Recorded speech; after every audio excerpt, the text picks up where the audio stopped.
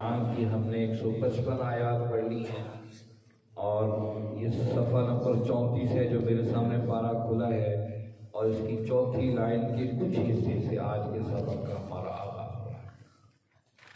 رکوع کی ایک آیت کے بعد اعوذ باللہ من الشیطان الرجیم، بسم اللہ الرحمن الرحیم، ان تقولوا انما انزل الکتاب علی طائفتین من قبلنا وَإِن كُنَّا عَنْ دِرَاسَتِهِمْ لَغَافِلِينَ أَوْ تَقُولُوا لَوْ أَنَّا أُنْزِلَ عَلَيْنَا الْكِتَابُ لَكُنَّا أهدى منهم فقد جاءكم بينة من ربكم وهدى ورحمة فمن أظلم ممن كذب بآيات اللہ وصدف عنہا سنجزی الذین یصدفون عن آیاتنا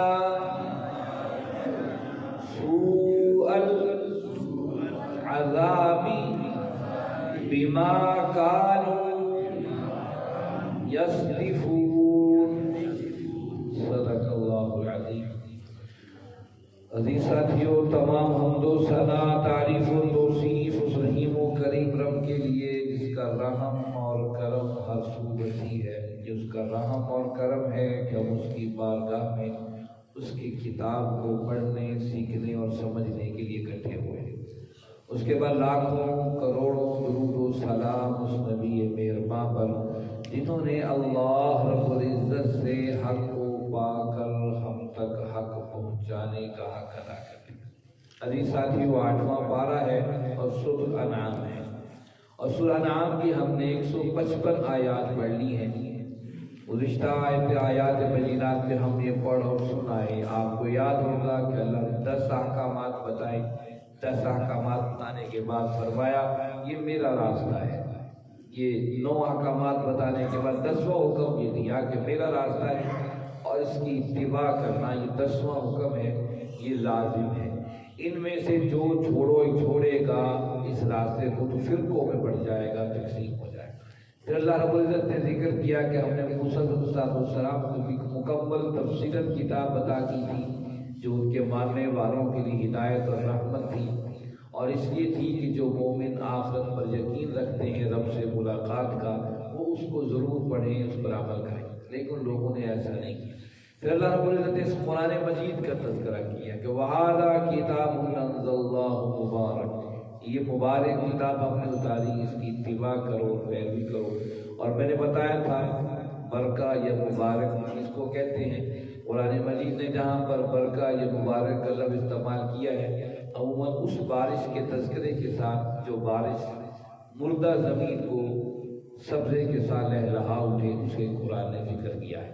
تو گویا کہ اللہ نے بتایا قرآن ایک ایسی کتاب ہے جو زندہ کر دیتی ہے مردہ معاشروں کو، مردہ معیشتوں کو، مردہ زندگیوں کو، مردہ انسانوں کو، جن کے دل مردہ ہو چکے ہیں انہیں یہ قرآن زندہ کر دیتا ہے۔ اور پھر مردہ زمین جو عرب کی تھی، جس کے بارے میں دنیا کی ساری طاقتیں کہہ رہی تھیں کہ یہاں پر کوئی آئین کبھی بھی نہیں آ سکتا ہے، یہ کسی کے آئین کے ماننے والے نہیں ہیں، قبیلوں میں تقسیم تھے، اپنے اپنے قبیلے کا جھنڈا، اپنے قبیلے کی طاقت و قوت ساری زندگی دوسروں سے منواتے رہے، لیکن جب وہ اس مبارک قرآن کے سائے کے نیچے آئے، پہلی بارش کی رحمتوں کی طرح وہ عرب کا صحرا بھی ایسا لہلہا اٹھا، نہ صرف وہ خود بدلا بلکہ دنیا کو بدل کے رکھ دیا۔ اس کے بدلنے کی تحریک آج بھی دنیا کے اندر ہر انسان محسوس کر رہا ہے۔ گزشتہ آیت بینات میں ایک سب سے اہم بات تھی، اللہ رب العزت نے فرمایا کہ دیکھیے میرا راستہ ہے، اس کی اتباع کرو گے تو کامیاب ہو جا، اس کی اتباع نہیں کرو گے تو پھر کامیابی نہیں ہوگی، ناکام ہوگے، فرقوں میں بڑھ جاؤ۔ ایک مختصر بات کر کے انشاءاللہ آج کے سبق کی طرف چلتے ہیں۔ مختصر بات یہ ہے کہ دیکھیے جو اللہ نے شریعت اتاری ہے، اللہ نے جو احکامات اتارے ہیں، اس میں نماز، روزہ، حج، زکوٰۃ کی بنیادی اہمیت ہے۔ ان فرائض کا انکار کرنے والا یا وہ طاقت رکھتا ہو پھر بھی اس کو ادا نہ کرے، قرآن نے سخت الفاظ کیا ادا کی۔ اس کے پاس نماز پڑھنا چاہتا ہو، نماز فرض ہے، اس کے لیے تیاری نہیں کرتا ہے، قرآن احادیث میں متعمداً فقط کفر کے الفاظ آتے ہیں، جس نے جان بوجھ کر نماز کو چھوڑا اس نے کفر کیا۔ قرآن نے کہا جو حج کے وسائل رکھتے بھی حج کرے، ومن کفر، اللہ نے اسے بھی کافر کہا کہ وہ بھی وسائل ہے، موقع بھی ہے، پھر بھی حج نہیں کر سکتا ہے۔ تو قرآن نے سخت الفاظ، گویا کہ یہ اسلام کے بنیادی ارکان ہیں، نماز، روزہ، حج اور زکوٰۃ۔ اگر ان میں سے کسی ایک کی بھی پیروی نہیں کرے گا، ایک کا بھی حق نہیں ادا کرے گا، اسلام سے خارج ہوگا۔ لیکن اس کے باوجود اسلام نے کتنی آسانیاں رکھی ہیں۔ اگر معذور ہے، نماز کھڑے ہو کے نہیں پڑھ سکتا، بیٹھ کے پڑھے، بیٹھ کے نہیں پڑھ سکتا، لیٹ کے پڑھے، مسجد میں نہیں آ سکتا، بیماری کی شدت ہے، گھر کے اندر اس کو ادا کرنا۔ اگر لیٹ کے بھی نہیں پڑھ سکتا، اشاروں کے ساتھ اس کو پڑھے۔ اسی طرح کہا کہ حج ہے، اگر فرض ہے، آپ کے وسائل نہیں ہیں تو آپ پر حج فرض نہیں ہے۔ زکوٰۃ ہے، اگر آپ کے پاس زکوٰۃ کی وہ اماؤنٹ نہیں ہے، 7.5 تولے سونا یا 52 تولے چاندی کا حساب و کتاب، اگر اس کے برابر اماؤنٹ سال بھر آپ کے پاس رکھی نہیں رہی ہے تو اسلام کہتا آپ پر زکوٰۃ نہیں ہے۔ بنیادی ارکان میں اتنی نرمی کر دی ہے، لیکن ہم اپنی ایسی باتوں میں جو اللہ اور اس کے رسول سے بھی ثابت نہیں ہے، ہم اتنی سختیاں کر دی ہیں کہ اس کے بغیر چارہ نہیں ہے۔ اب دیکھیے ہمارے کو فوت ہو جاتی ہے، کل چہلم اور سادہ یہ سارے کرتے ہیں، لوگ کرنا چاہیے، صدقات و خیرات کرنے چاہیے، لیکن اس میں اتنی سختی ہے کہ بیچارے کا فوت ہو گیا ہے، اس کو لازمی یہ کرنے ہیں، چاہے اس کو قرض لے کر کرنا پڑے، کچھ لے کر کرنا پڑے۔ حالانکہ فرائض میں کہا اگر وسائل نہیں ہے تو قرض لے کر حج نہیں ہو سکتا ہے، وسائل نہیں ہے تو قرض لے کر زکوٰۃ کی ادائیگی نہیں ہو سکتی، فرائض ہے۔ فرائض میں اللہ نے اتنی سختی نہیں کی ہے، آسانی کر لی، کھڑے ہو کے نہیں پڑھ سکتا، بیٹھ کے پڑھ لے، بیٹھ کے نہیں تو لیٹ کے پڑھ لے، لیٹ کے نہیں پڑھ سکتا، اشاروں سے پڑھ لے، مسجد میں نہیں آ سکتا، گھر میں پڑھ لے۔ کتنی سہولتیں ہمیں اللہ نے دی ہیں، لیکن یہ جو ہمارے ہاں ایک عجیب و غریب رسم و رواج چلے، اس کو اتنا ہم نے سٹرکٹ اور سخت کر لیا ہے، جس کی فوتگی ہوگی اس کو لازمی یہ کرنے پڑیں گے، خواہ کچھ بھی ہو جائے۔ اس پہ تھوڑی سی عقل دوڑائے کہ اللہ نے یہاں کیا بات کہی، تبعو، پیروی اسی کی کرنی ہے جو محمد کریم صلی اللہ علیہ وسلم نے بتا دی ہے۔ اس کے علاوہ جس کی پیروی شدت سے کرو گے اس کا معاملہ ہوگا۔ ہمیں نماز، روزے، حج اور زکوٰۃ کی فرضیت کو پیچھے رکھ کر ان معاملہ، اس سے اور بہت سے معاملات ہیں انہیں اپنے زندگیوں میں فرض سے بھی زیادہ اہمیت دے دی ہے۔ اس لیے ہمیں احتیاط برتنی چاہیے ان احکامات کے اندر۔ ہمیں دیکھنا چاہیے کہ فرائض کے معاملے میں اللہ نے نرمی کی ہے، اس کے ایک انکار کی وجہ سے اسلام سے ہی بندہ خارج ہو جاتا ہے، اور جس کی اتنی فرضیت نہیں حکم دیا ہے، اس کو اتنی زندگی کا لازمی حصہ بنا لیا ہے۔ یہ آیات ہمیں بتاتے ہیں اتبعوا، اللہ اور اس کے رسول کی پیروی، جہاں وہ ہمیں کہتے ہیں دیکھیے آپ سفر کے لیے نکلے ہیں، اللہ نے کہا کہ بندے پر مشقت ہوگی، سفر میں بس میں گاڑی کبھی ملتی ہے کبھی نہیں ملتی ہے، انسان کو جلد سے پہنچنے کا مسئلہ ہوتا ہے تو وہ 4 کی بجائے 2 رکھتے فرض ادا کریں۔ کیسی نرمی کی؟ اللہ کی نرمیاں موجود ہیں پر انسانوں کی نرمیاں ہمارے معاشروں میں موجود نہیں ہیں۔ کیوں ہم ایک ایسے راستے پر چل نکلے ہیں اور اس پر اپنے آپ کا ایسا جکڑ لیا ہے کہ اس کے بغیر ہم سمجھتے معاملہ ہی نہیں ہو سکتا۔ نہیں میرے بھائیوں، اتباع کے اندر خیر ہے۔ یہ تھی گزشتہ آیت، اگلی آیت میں دیکھیے، فرمایا اعوذ باللہ من الشیطان الرجیم ان تقولوا انما انزل الکتاب، یہ کہ تم کہو انما کہ انزل نازل کی گئی الکتاب کتاب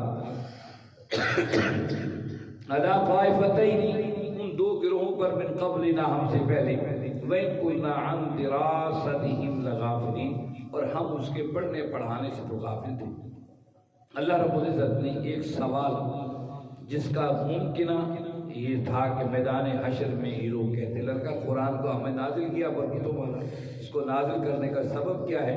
کل عرب کے لوگ یہ نہ کہیں جناب یہودیوں اور عیسائیوں دو گروہوں پر تو کتابیں اتری کہ وہ کتابوں سے غافل تھے، ہمارے پاس تو کوئی ڈرانے والا کوئی سمجھانے والا تو آیا ہی نہیں تھا، اس لیے ہم کیسے اس پر عمل کرتے؟ اللہ نے فرمایا ہم نے اس توڑ کے جواب میں اس قرآن کو اتارا ہے تاکہ تم یہ نہ کہو تو ہم پڑھ آ ہی نہیں سکتے تھے۔ یہاں اللہ رب العزت ایک اور عام بات ہوتا ہے کہ عن دراستہم لغافلین کہ اس کے پڑھنے پڑھانے سے غافل تھے کہ تورات و انجیل تو بدل چکی تھی، وہ تو کبھی کسی دور میں کچھ تھی کسی دور میں کچھ تھی، تو اب ہمارے پاس کوئی نہ کتاب، آج بھی لوگ کہہ سکتے ہیں تورات و انجیل تو تھی، آج قرآن عربی میں ہے ہم اس کو پڑھ ہی نہیں سکتے۔ اللہ رب العزت نے فرمایا کہ اس کی ذمہ داری ہم نے لی ہے، اس کے ہم محافظ ہیں، حالات کیسے کیوں نہ ہوں، ہلاکو خان چاہے بغداد کی شہید بجا دے اور پورا کتب خانہ جلا کے رکھ دے بغداد کا، جس میں 81 دن تک آگ لگی رہے، چاہے انگریز جہاں پر آ کر قرآن کو ختم کرنے کی پوری سازشیں چل لیں، یا عالمی دنیا قرآن پاک کو نعوذ باللہ استغفر بطور ٹیشو کے طور پہ استعمال کرتے رہیں، پورے زور دنیا کی طاقت لگا لے قرآن کو مٹانے کی بدلنے کی، اللہ نے کہا کہ ہم اس کے محافظ ہیں۔ جب اس کے محافظ ہیں، اتنی بڑی دلیل دنیا کے سامنے ہے، ہر شخص کے پڑھنے کے لیے مواقع موجود ہیں، کوئی انکار نہیں کر سکتا۔ او تقولوا لو انا انزل علینا الکتاب، یا تم یہ کہو کہ اگر انا انزل علینا الکتاب، یہ کتاب ہم پر نازل ہوتی، لکنا اہدی منہم، ہم ان سے زیادہ ہدایت یافتہ ہو جاتے۔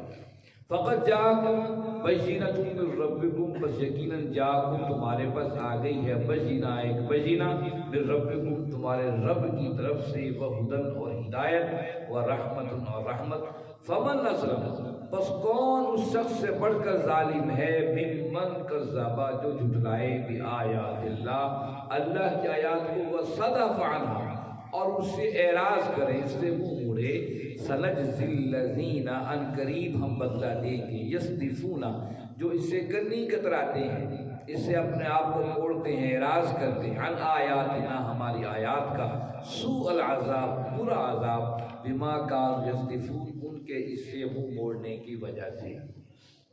یہ دوسری آیت میں ایک اور اہم بات بتا دی کہ دیکھو عرب کے لوگ یہ کہہ سکتے تھے، کل انسان میدان حشر میں کہہ سکتے اللہ اگر کتاب تو نے ہمیں دی ہوتی ہم یہ اور وہ کر دیتے، وہ اور یہ کر دی۔ اب بھی اگر ہم آپس میں گفتگو کریں کسی معاملے میں، بتاتے فلان ایکسیڈنٹ ہو گیا، وہ کہتا یار میں ہوتا تو میں ایسا کر دیتا، یا کہیں اکٹھے بیٹھتے کوئی معاملہ جب میں ہوتا تو میں یوں کر دیتا۔ یہ انسان کی نیچر اور فطرت ہے، یہ کسی کا معاملے میں دیکھ کر ضرور اپنی دخل اندازی کرتا ہے، اور میدان حشر کے اندر جب ساری دنیا انسانیت کو اکٹھا کیا جائے گا، احادیث میں بڑے عجیب و غریب حالات کے تذکرے ملتے ہیں کہ بعض دفعہ ایسے سوالوں کے جواب انسان دے گا کہ انسانی عقل تنگ رہ جائے کہ بات کیا کر رہا ہے۔ جس طریقے سے حدیث میں آتا ہے کہے گا کہ اللہ میری جو غلطیاں تو مجھے بتا رہا ہے اس پر کوئی گواہ لیا، اللہ کہے گا کہ دیکھو یہ گواہ ہے یہ گواہ ہے، یہ ایک فرشتے کو کہے گا اللہ میں نے کچھ جانتا ہی نہیں، وہ گواہ جو میرے اندر سے گواہی ہو، اللہ کہتے ہیں نختم علی افواہہم وتکلمنا ایدیہم، ہم اس کے منہ پر مہر لگا دیں گے، اسٹیمپ لگا دیں گے جسم کے عذاب، یعنی کہ وہاں پر انسان وہاں پر بھی کلا بازوں سے بات نہیں آئے گا، کیونکہ انسان رب کے سامنے جب پیش ہوگا پوری صلاحیتوں کے ساتھ، انہی جسم کے اعضاء کے ساتھ، انہی رشتوں کے ساتھ جو ہمارے باپ بھائی بہن بیٹے رشتہ دار چاچا ماموں جو ہمارے دائیں بکھرے ہیں، انہی رشتوں کے ساتھ کھڑا ہو کر رب کے سامنے، تو وہاں پہ انسان کا دماغ بڑا چلے گا۔ تو اللہ رب العزت ان کے جوابات پہلے ہی بتا دیں کہ یہ کہیں کہ کاش ہمارے پاس اترتی تو ہم یہ اور وہ کر دیتے۔ اللہ نے کہا او تقولوا لو انا انزل علینا الکتاب لکنا اہدی، اگر یہ ہم پر اترتے ہم بڑے ہدایت یافتہ ہوتے، رہنمائی پا جاتے، منہم ان سے بڑھ جاتے۔ آج یہ کتاب تمہارے پاس ہے، اس سے رہنمائی حاصل کرو، اور یہ قیامت تک کے لیے احکامات کا رہنما جو ہے وہ اللہ کا قرآن ہے، اور آمنہ کے در یتیم جناب احمد مجتبیٰ محمد مصطفیٰ صلی اللہ علیہ وسلم ہیں۔ اور میں نے ہدن کا معنی آپ کو بارہا بتایا ہے۔ ہدن اس روشنی کو کہتے ہیں جس کے آنے کے بعد انسان اپنے رخ کا متعین کر لے۔ جیسے میں نے بارہا مثال دی ہے، آپ کمرے میں بیٹھے کوئی کام کر رہے ہیں، اچانک لائٹ چلی جائے، آپ اپنے کاموں کی مصروفیت کی وجہ سے آپ کو خیال آیا کہ لائٹ نہیں ہے، میں ذرا لائٹ کے جلانے کا انتظام کروں۔ آپ اٹھے، آپ کو اندازہ ہی نہ رہا کہ اندھیرے میں میرے گھر کا، حالانکہ آپ وہاں رہتے ہیں، لیکن اندازہ ایک دم جس کام میں مصروف ہوں اسے جو ہی بندہ ہوش میں آتا ہے تو نہیں احساس ہوتا۔ آپ نے غلطی سے قدم غلط سمت اٹھا دیا اور لائٹ آ گئی، آپ کو پتہ چلا جس طرح میں نے قدم اٹھایا تھا اس طرف تو دیوار ہے، دروازہ تو کسی اور سائڈ پر ہے۔ اب آپ میں روشنی آتے ہی سمت کی ڈائریکشن درست کر لی اور دروازے سے باہر نکل کر آپ نے روشنی کا انتظام کر لیا، پھر بھی اندھیرا ہو سکتا ہے، اس سے پہلے میں اپنے آپ کو جلا لوں۔ یہ جو روشنی آنے کے بعد جو انسان اپنے رخ کو متعین کرتا ہے، قرآن نے اس کو ہدا کہا ہے، ہدایت۔ یہ ہدایت ہے کہ ہم اندھیروں میں اٹامک ٹوئیاں مار رہے ہیں، ہماری معیشتیں، معاشرتیں، پوری امت مسلمہ کی تباہیاں پھر چکی ہیں۔ آج امریکہ آنکھ نکال کر سعودی عرب کو بھی کہہ رہا ہے کہ تیرے پاس اگر ہے تو ہمارے پاس بھی بڑا سونا ہے، بڑا پیسہ ہے، کہ دوسرے معنوں میں دھمکی دے رہا ہے کہ تمہارے وسائل، ہمارے پاس وسائل بھی بہت زیادہ ہیں، ہم جب چاہیں تم سے جو باتیں منوا سکیں منوا لیں گے، اور یہ منوائے گا بھی صحیح اسرائیل کے حوالے سے۔ پھر دوبارہ اسی جگہ پر لے کر آنا چاہتا ہے جب اسرائیل کو ساری دنیا تسلیم کر لے، جہاں یہ 15 مہینے اور 15.5 مہینے پہلے جو سلسلہ ٹوٹا تھا۔ بہرحال کہنے کی بات یہ ہے کہ آج ہم بڑھ کر ہمیں رہنمائی کی ضرورت ہے۔ لَكُنَّا أَهْدَىٰ مِنْهُمْ، ہم ضرور ہدایت یافتہ ہوتے۔ فَقَدْ جَاءَكُمْ بَيِّنَةٌ، جو تمہارے پاس آئی یہ بینہ ہے۔ بینہ کہتے واضح دلائل کے ساتھ موجود ہے۔ اس کتاب کا حرف محفوظ، اتنی بڑی کتاب اللہ کی موجود، اس پر اتنی بڑی اور کوئی دلائل کی ضرورت ہی نہیں ہے۔ میرے رب کو، تمہارے رب کی طرف سے وہدن، اسی میں ہدایت ہے، اسی میں رہنمائی ہے۔ کسی اور زندگیوں کی طرف مت بھاگتے رہنا۔ سوشلزم، کمیونزم اور کیپٹلزم اور فلانزم، یہ سب کوئی حیثیت نہیں لگتی۔ وہدن، ہدایت اسی میں، ورحمت، اور ہدایت بھی ایسی کمال ہے کہ اس میں رحمت ہی رحمت ہے، مہربانیاں ہیں۔ یاد رکھو، فمن اسلم ممن کذب بآیات اللہ وصدف عنہا۔ یہاں دو باتیں اللہ نے فرمائی، ایک جو ان کا آیات کا انکار کر دے، وصدف عنہا جو اس سے کرنی کترائے۔ دو باتیں، ایک تو کھلا انکار کر رہا ہوں تو انکار کر ہی رہا ہے کہ مانتا ہی نہیں، جھوٹ بول رہا ہے، کہہ رہا ہے، دل تسلیم کرتا ہے کہ واقعی محمد صلی اللہ علیہ وسلم جو آئین ہے دنیا کا بہترین آئین ہے، انصاف جو نظام لے کر آئے محمد کریم صلی اللہ علیہ وسلم، وہ بہترین انصاف کا نظام تھا، وہ بہترین زندگی، دل مانتا ہے لیکن عمل کرنے کو نہیں دی۔ یہ جو مجبوریاں ہیں، یہ مجبوریاں جو ہوتی ہیں نا، انسان کو تباہی کے کناروں پر لا کھڑی کرتی ہیں۔ صحابہ نے سخت مجبوریوں کے اندر اپنے دین کا علم سنبھال کا بتایا۔ امیہ جسم کی کھال اتار دے، ابو جہل سمیہ کو چیر کے رکھ دے، عمار اور یاسر کی کھالیں ادھیڑ کے رکھ دے، لیکن مجبوری سب سے بڑی اللہ کے دین کی، اللہ اور اس کے رسول صلی اللہ علیہ وسلم کے دین کی ہے۔ قرآن پکار اٹھا، فَإِنْ آمَنُوا بِمِثْلِ مَا آمَنْتُمْ بِهِ فَقَدِ اهْتَدَوْا۔ قیامت تک انسانوں اگر تمہیں رہنمائی چاہیے ہے، تمہیں پلٹ کر محمد کریم صلی اللہ علیہ وسلم کے اصحاب کو دیکھنا ہوگا، ان لوگوں نے اپنی زندگیوں کو کیسے بدلا تھا۔ ہم سمجھتے ہیں بڑا مشکل معاملہ، یہ بڑا ہی آسان ہے، بڑا ہی مشکل ہم سمجھتے ہیں بڑا ہی آسان ہے۔ آسان یہ ہے کہ ارادہ کر کے تہیہ کر کے اس راستے پر ایک قدم بڑھ جائیں، اللہ خود ہی راستے آسان کرتے چلے جائیں گے۔ کتنی تنگی حالات کے بعد آخر بشار الاسد کا نظام ختم ہو گیا کہ نہیں ہو گیا؟ ایک تسلسل جاری رہا، اس کے خلاف لوگ اٹھے، آخر اتنے عرصے کے بعد 50 53 54 سال کے بعد وہ ساری اس کی مٹی دڑام سے نیچے نہیں آ گئی، اور دنیا کو پتہ لگ گیا حقائق کیا ہے۔ حقائق پتہ لگ جاتے ہیں، لیکن اللہ چاہتے ہیں کہ میرا بندہ خیر کا راہی بنے۔ فمن ازلم ممن کذب بآیات اللہ، پہلا ہے اللہ کے جو ظلم یہ ہے کہ اللہ کی آیات کا کذب جھٹلانا، دوسرا وصدف عنہا، ایک تو کھلا جھٹلا رہے ہیں کہ نہیں مانتے، ایک کنی کترا رہے ہیں یار بات تو سچی ہے پر کیا کریں، گھر کی مجبوریاں ہیں، برادری کی مجبوریاں ہیں، حالات کی مجبوریاں ہیں۔ وہ صدف اللہ دونوں گروہوں کو مخاطب کر کے کہا دیکھو اس شخص سے بڑا ظالم کون ہو سکتا ہے؟ گویا کہ آج امت مسلمہ خود ظالم بنی ہوئی ہے، دوسروں کو ظلم سے کیسے روک سکتی ہے؟ آج ہمارا معاملہ ہے سب سے اللہ نے سزا بھی دی، سنجزی الذین یصدفون عن آیاتنا سوء العذاب، اور یہ اللہ کا بدلہ ہے جو ہماری آیات سے کتنی کترائے گا، اعراض کرے، سوء العذاب، وہ برا عذاب چکھے گا۔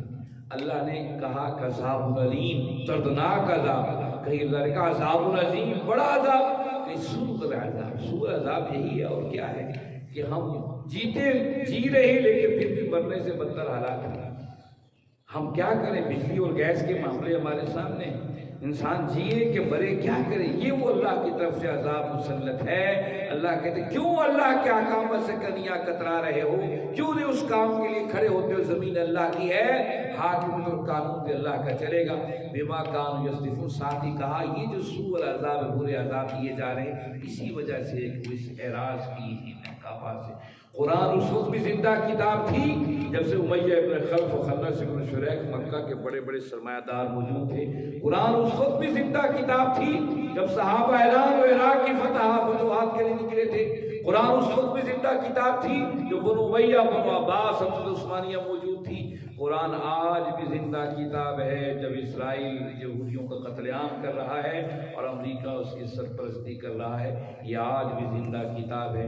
کل بھی زندہ کتاب سے لوگ روشنی لے کر نکلے تھے اندھیروں سے، آج بھی وہی طریقہ ہے، اس کے علاوہ کوئی طریقہ نہیں ہے۔ اسی لوگوں ساتھیوں آپ کو قرآن کی دعوت دی جاتی ہے، آئیے اس قرآن کے سائے میں اپنے آپ کو محفوظ کر لیجیے، اس کے علاوہ کوئی حفاظت کا راستہ نہیں ہے۔